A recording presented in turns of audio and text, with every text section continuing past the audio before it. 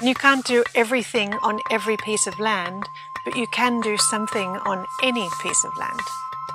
We started our first tiny garden on a rooftop in an apartment in a dense urban environment. Our initial desire was to segregate our garbage. So from segregating, we were then led to composting. And then what do you do with your compost?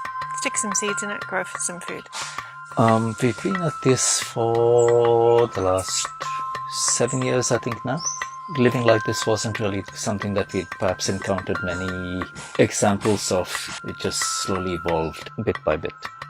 One of my important questions to ask each day is, what am I going to eat and drink today?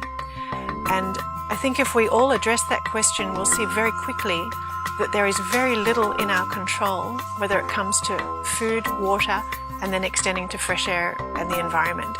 Now, when your food and your water is controlled, where does that leave you in true independence about any decisions that you're going to make? We are in a situation where nobody knows how to feed themselves anymore. People have no real idea of what it takes to grow food. People have no idea of what actually constitutes food. It takes a lot for people to start understanding exactly how little nutrition there is in the average package of processed food. We only look on it as something that's convenient. We don't realize that it's also not actually food.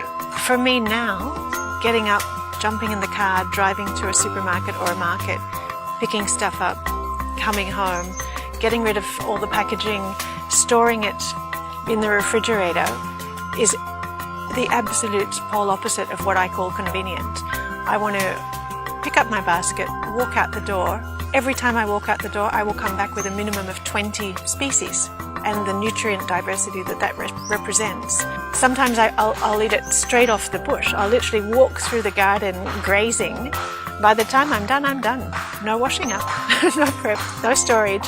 That to me is true convenience. It's important to understand that a surprisingly large quantity of food can be produced in a surprisingly tiny space. I think overall we're touching about 300 species, which sometimes to us feels outrageous as well.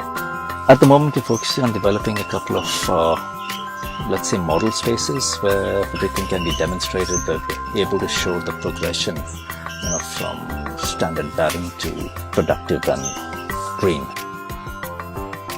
As things stand, we have a lot of people contacting us looking for information, for solutions, for answers, etc. And we are very, very happy to assist with anybody who wants to start off growing food for themselves, who are looking for inputs on what to do, what not to do, how to avoid making, ideally all the mistakes that we made.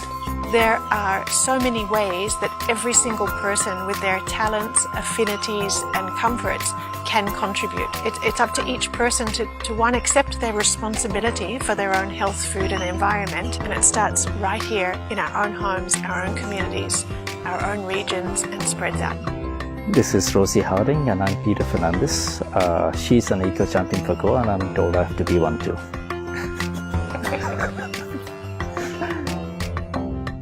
He won't say things that I ask him to say either, don't worry.